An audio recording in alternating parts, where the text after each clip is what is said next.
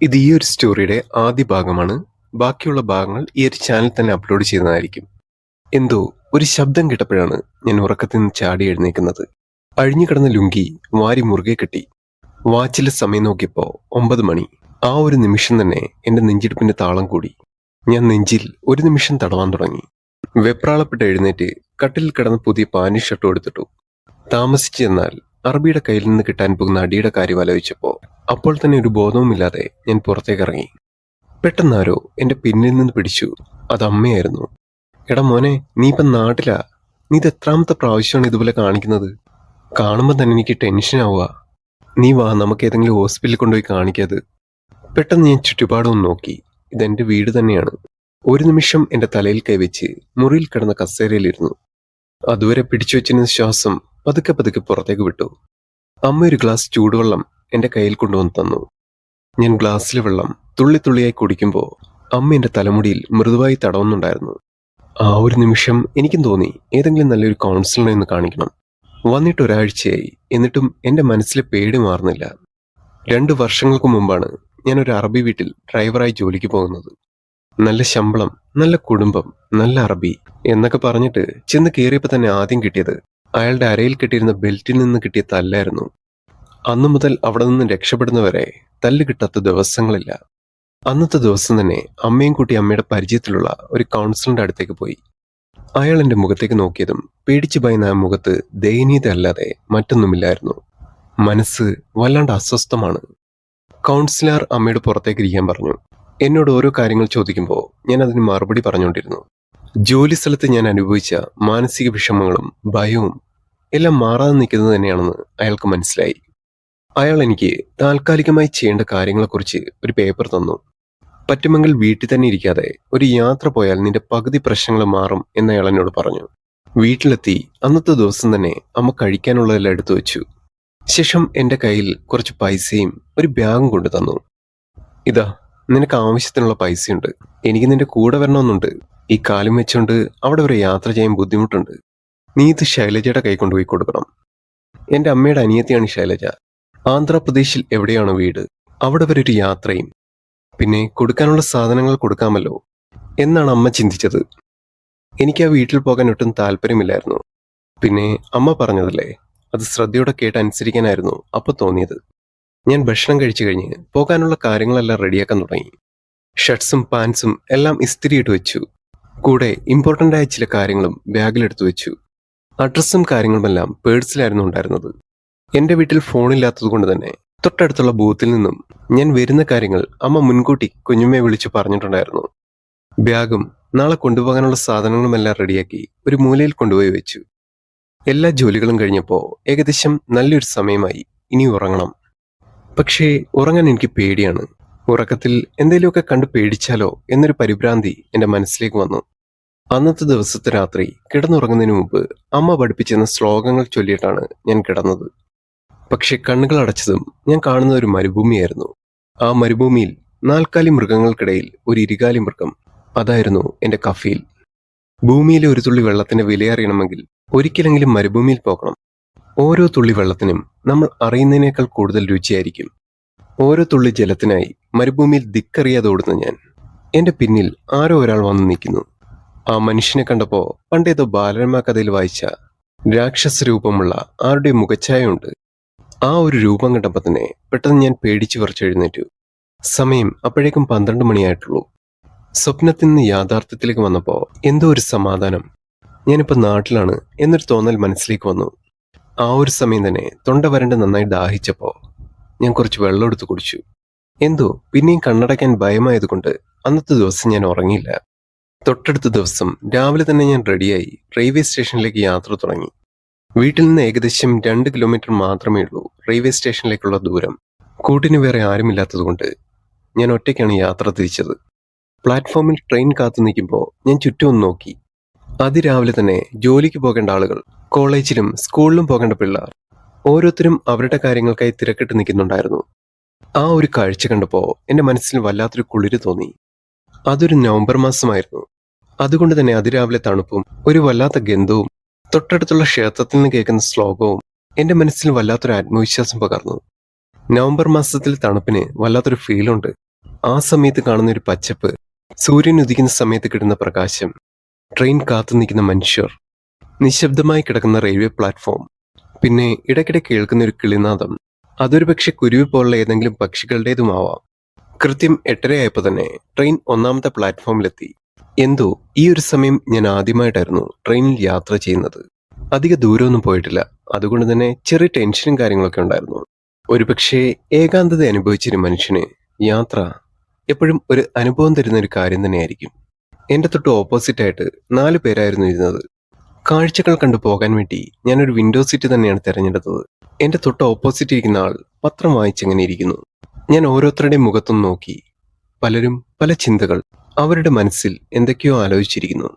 ഞാൻ എന്റെ കണ്ണുകൾ ഒരു നിമിഷം അടച്ച് തുറന്ന് പുറത്തേക്ക് നോക്കി. എന്തോ ആ നിമിഷം അവിടുത്തെ വയലോര ഗ്രാമങ്ങളും പച്ചപ്പും എല്ലാം ഞാൻ ആസ്വദിക്കുന്നുണ്ടായിരുന്നു. പത്രം വായിച്ചിരിക്കുന്ന ആൾ ഒരു മധ്യവയസ്കനാണ്. അയാളെ കണ്ടതും എന്തോ അറിവുള്ള ഒരു മനുഷ്യനെ പോലെ എനിക്ക് തോന്നി. അയാളുടെ തൊട്ടപ്പുറത്തിരിക്കുന്ന ഒരു സ്ത്രീയായിരുന്നു. അവരുടെ തലയുടെ മുടി പകുതിയും കൊഴിഞ്ഞു പോയിട്ടുണ്ട്. ഒരുപക്ഷെ ശ്രദ്ധിച്ചു നോക്കിയാൽ തലയോട്ടി വരെ കാണാം. അവരുടെ ഭർത്താവും കുട്ടിയും തൊട്ടടുത്ത് തന്നെ ഇരിപ്പുണ്ട്. എന്റെ അടുത്തായി എന്നെ കൂടാതെ 3 പേർ ഇരിപ്പുണ്ടായിരുന്നു. അവർ 3 പേരും ഒരേ സ്ഥലത്ത് ജോലി ചെയ്യുന്നവരാണെന്ന് എനിക്ക് തോന്നി. കാരണം 3 പേരും ഒരേ തരത്തിലുള്ള യൂണിഫോം ഇട്ടിട്ടുണ്ട്. ആ ഒരു മധ്യവയസ്കൻ അയാളുടെ സംസാരങ്ങൾ കൂടി വന്നപ്പോ എന്റെ തൊട്ടടുത്തിരുന്ന ആൾ അത് ഏറ്റുപിടിച്ചു. 2 മനുഷ്യർ, അവർ 2 പാർട്ടിക്കാരാണെന്നുണ്ടെങ്കിൽ തമ്മിലുള്ള വാദപ്രതിവാദങ്ങളും തർക്കങ്ങളും നമുക്ക് ആസ്വദിക്കാൻ കഴിയുന്നത് തന്നെയാണ്. 2 പേരും വളരെ നന്നായി തർക്കിച്ച് സംസാരിക്കുമ്പോഴും മറ്റുള്ളവർക്ക് അതൊരു ഡിസ്റ്റർബൻസ് ആകുന്നുവെങ്കിലും അത് എനിക്ക് ആസ്വദിക്കാൻ കഴിയുന്നുണ്ടായിരുന്നു. ഞാൻ ആ 2 വ്യക്തികളുടെയും സംസാരം മാറി മാറി കേട്ടുകൊണ്ടിരുന്നു. എന്തോ കുറെ നാളുകൾക്ക് ശേഷമാണ് ഒരാളും അനക്കമുള്ള സ്ഥലത്തെത്തിയതുപോലെ എനിക്ക് തോന്നുന്നത്. അതുവരെയും മറ്റാരോടും സംസാരിക്കാതിരുന്ന ഞാൻ എന്തോ ഒരൊറ്റയ്ക്കുള്ള ഒരു ലോകത്തു നിന്നും പുറത്തേക്ക് വന്നൊരു ഫീൽ എനിക്ക് തോന്നി. ട്രെയിൻ അടുത്ത റെയിൽവേ സ്റ്റേഷൻ എത്തുമ്പോൾ ഓരോ ആൾക്കാരും ഇറങ്ങുകയും കയറുകയും ചെയ്യുന്നുണ്ട്. പിന്നീട് ഞങ്ങളുടെ ആ സംഘത്തിലേക്ക് കയറി വന്നത് ഒരു പ്രഭാത ഭക്ഷണം കൊണ്ടുവരുന്ന ഒരാളായിരുന്നു. എല്ലാവരും ഭക്ഷണം വാങ്ങിക്കുകയും കഴിക്കുകയും ചെയ്യുന്നു. ട്രെയിൻ മുഴുവൻ ദോശയുടെയും സാമ്പാറിന്റെയും ഗന്ധം പടരുന്ന പോലെ എനിക്ക് തോന്നി. ഞാൻ ഒന്നും കഴിക്കാതെ ഇരിക്കുമ്പോൾ കൂട്ടത്തിൽ ഓപ്പോസിറ്റ് സീറ്റിലിരിക്കുന്ന മധ്യവയസ്കൻ അയാളുടെ പാത്രത്തിൽ നിന്നും ചെറിയൊരു വടയെടുത്ത് എന്റെ കയ്യിൽ തന്നു. "ദാ കഴിച്ചോളൂ, ഞാൻ ഈ വട കഴിക്കത്തില്ല" എന്നയാൾ പറഞ്ഞു. എന്തോ എനിക്കപ്പോൾ തോന്നിയ ദുരഭിമാനത്തിന്റെ മൂർധന്യാവസ്ഥയിൽ ഞാനത് വേണ്ടാന്ന് പറഞ്ഞു. അതിനുശേഷം ഞാനും അയാളും തമ്മിൽ നല്ല രീതിയിൽ സംസാരിക്കാൻ തുടങ്ങി. എന്തോ എന്റെ വീട്ടിൽ പണ്ട് ചത്തുപോയ കാരണവരുടെ സംസാരം പോലെ എനിക്ക് തോന്നി. കൊച്ചി എത്തിയപ്പോ എന്റെ കൂടെ ഉണ്ടായിരുന്ന എല്ലാവരും പുറത്തേക്ക് ഇറങ്ങി. ഞാനും ആ ഒരു മധ്യവയസ്കനും മാത്രമായി. ഇടയ്ക്കിടയ്ക്ക് 1-2 പേർ വന്നു പോകുന്നുണ്ട്. അവർ മലയാളികളല്ല എന്ന് കണ്ടപ്പോൾ തന്നെ മനസ്സിലായി. ആ ഒരു സമയം വരെ ഞാൻ ആ മനുഷ്യന്റെ അടുത്ത് സംസാരിച്ചങ്ങനെ ഇരുന്നു. എന്തോ അയാളോട് സംസാരിക്കുന്ന സമയത്ത് ഒരു പോസിറ്റീവ് എനർജി കിട്ടുന്നുണ്ട്. ചിലപ്പോ കുറെ നാളുകൾ സംസാരിക്കാതെ ഇരുന്നിട്ട് പെട്ടെന്നൊരാളുമായിട്ട് സംസാരിച്ചു തുടങ്ങുമ്പോൾ അതൊരു പക്ഷേ നല്ലതുപോലെ തോന്നിയതാവാം. അങ്ങനെ അടുത്ത സ്റ്റോപ്പ് എത്തിയപ്പോ അയാൾ ഇറങ്ങി. അപ്പോൾ എന്റെ മനസ്സിൽ ഒരു ഏകാന്തതയുണ്ടായിരുന്നു. കാരണം അതുവരെ സംസാരിച്ചിരുന്ന ഒരാൾ പെട്ടെന്ന് ഇറങ്ങുന്ന സമയത്ത് നമുക്കുണ്ടാകുന്ന ഒരു ഏകാന്തത ഉണ്ടാകില്ലേ? ആ നിമിഷം അതേപോലെ തോന്നി. ഉച്ചയ്ക്ക് ട്രെയിനിൽ തിരക്ക് കുറഞ്ഞപ്പോ കൊണ്ടുവന്ന ഭക്ഷണം എടുത്ത് കഴിച്ചു. ആ സമയം മറ്റൊരാൾക്ക് കിടന്നുറങ്ങാൻ പറ്റുന്നത് പോലെ സീറ്റ് ഒഴിഞ്ഞിരുന്നു. ഞാൻ എന്റെ ബാഗ് തലക്കീഴിൽ വെച്ചിട്ട് കാല് നീട്ടി വെച്ച് കിടന്നു. എന്തോ ഇന്നലത്തെ നല്ല ഉറക്കക്ഷീണം ഉണ്ടായതുകൊണ്ട് തന്നെ ആ ഒരു സമയം തന്നെ ഞാൻ ഉറങ്ങിപ്പോയി. പിന്നെ ഉച്ചയ്ക്ക് ഭക്ഷണം കഴിച്ചതുകൊണ്ട് തന്നെ പെട്ടെന്ന് തന്നെ ഉറക്കം വന്നു. ആരൊക്കെയോ അടുത്ത് വരികയും പോകുകയും ചെയ്യുന്നത് എനിക്ക് ഫീൽ ചെയ്യുന്നുണ്ട്. അങ്ങനെ നല്ല ഉറക്കത്തിൽ കിടക്കുന്ന സമയത്താണ്, "അതേ, ഒന്ന് എഴുന്നേറ്റെ, നിങ്ങളിങ്ങനെ കിടന്നുറങ്ങിയാ ഞങ്ങൾ എവിടെ പോയിരിക്കുക?" പെട്ടെന്ന് ഞാൻ കണ്ണു തുറന്നതും ഞാൻ കാണുന്ന ഒരു പെൺകുട്ടിയായിരുന്നു. സാരിയായിരുന്നു വേഷം. തലയിൽ മുല്ലപ്പ് ചൂടിയിട്ടുണ്ട്. പിന്നെ ഇരുനിറത്തിലുള്ള ഒരു പെൺകുട്ടി. ഇരുനിറമാണെങ്കിലും കാണാൻ സുന്ദരിയാണ്. പെട്ടെന്ന് എന്റെ തലയ്ക്ക് മുകളിലുണ്ടായിരുന്ന ബൾബിൽ നിന്നും വെളിച്ചം കണ്ണിലേക്ക് അടിച്ചു. ഞാൻ കണ്ണ് ചിമ്മി. ഞാൻ ആ സീറ്റിന്റെ മൂലയിലേക്ക് കയറിയിരുന്നു. എന്റെ തൊട്ടപ്പുറത്തായി ആ ഒരു പെൺകുട്ടിയും പിന്നെ 2 പേരും കൂടി ഇരിപ്പുണ്ട്. എന്തോ ആ ഒരു സമയത്ത് എനിക്ക് ഉറക്കക്ഷീണം നിൽക്കുന്നുണ്ടായിരുന്നില്ല. ഞാൻ ബാഗിൽ തലവെച്ച് കണ്ണുകളടച്ച് വീണ്ടും കിടന്നുറങ്ങി. കുറച്ചു സമയം കഴിഞ്ഞപ്പോ ഏകദേശം 11 മണിയായിട്ടുണ്ടായിരിക്കും.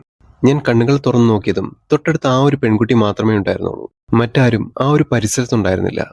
അവൾ എന്റെ ഓപ്പോസിറ്റ് സീറ്റിൽ മാറിയിരുന്ന് തല ചായ്ച്ച് ഉറങ്ങാൻ ശ്രമിക്കുന്നുണ്ട്. ഞാൻ ആ ഒരു പെൺകുട്ടിയെ കുറച്ചു സമയം നോക്കി. എന്നിട്ട് പുറത്തേക്ക്. ഞാൻ എന്റെ കണ്ണുകൾ അടച്ച് ഒന്നുകൂടി ഉറങ്ങാൻ ശ്രമിച്ചു. നിമിഷ നേരം കൊണ്ട് ഞാൻ വെപ്രാളപ്പെട്ട് ചാടി എഴുന്നേറ്റു. ഞാൻ എഴുന്നേൽക്കുമ്പോൾ നല്ല രീതിയിൽ ശബ്ദമുണ്ടാക്കിക്കൊണ്ടാണ് എഴുന്നേറ്റത്.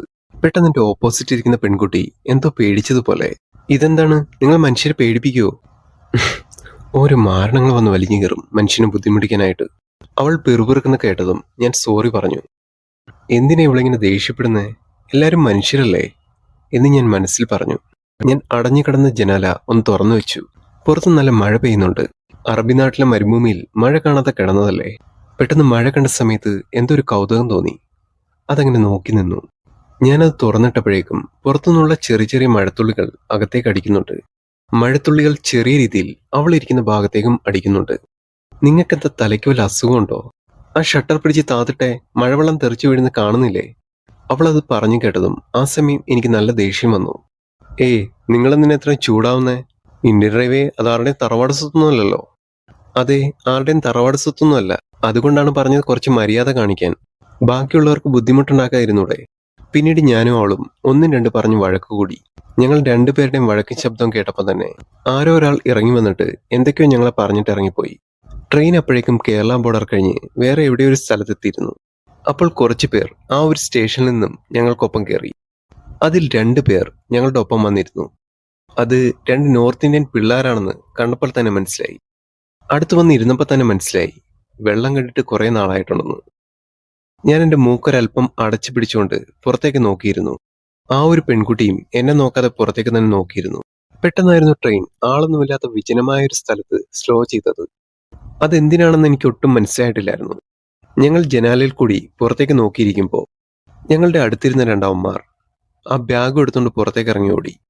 എൻ്റെ ഇമ്പോർട്ടൻ്റ് ആയിട്ടുള്ള കാര്യങ്ങൾ, തുണി, മറ്റെല്ലാ കാര്യങ്ങളും ആ ബാഗിലായിരുന്നു. അവർ ഇറങ്ങിപ്പോകുന്നത് കണ്ടപ്പോൾ എന്നേക്കാളും മുമ്പേ അവളായിരുന്നു ആദ്യം ഇറങ്ങി ഓടിയത്. കാരണം അവർ എടുത്തോണ്ട് ഓടുമ്പോൾ അവളുടെ ബാഗും എടുത്തിരുന്നു. ഞങ്ങൾ 2 പേരും പുറത്തേക്ക് ചാടിയിറങ്ങിയപ്പോൾ തന്നെ ആ 2 പേരുടെ പൊടി പോലും അവിടെ ഇല്ലായിരുന്നു. അവരപ്പോഴേക്കും ഏതോ ഒരു കാട്ടിലേക്ക് ഓടി മറിഞ്ഞിരുന്നു, ഞങ്ങൾക്ക് കാണാൻ പറ്റാത്ത വിധം. ഞങ്ങൾ 2 പേരും കൂടി അവരുടെ പിന്നാലെ ഓടുമ്പോൾ ട്രെയിൻ അപ്പോഴേക്കും അവിടെ നിന്ന് എടുത്തിരുന്നു. ആളും പേരും ഒന്നുമില്ലാത്ത കാട് പിടിച്ചു കിടക്കുന്ന സ്ഥലം. ആ സമയം ഒന്നും ചെയ്യാനാവാതെ ഞങ്ങൾ 2 പേരും മുഖാമുഖം നോക്കി അങ്ങനെ നിന്നു. ഈ ഒരു കഥയുടെ ബാക്കി ഭാഗം ഈ ഒരു ചാനൽ തന്നെ അപ്ലോഡ് ചെയ്യുന്നതായിരിക്കും. കഥ ഇതുവരെ കേട്ടിരുന്ന എല്ലാവർക്കും നന്ദി.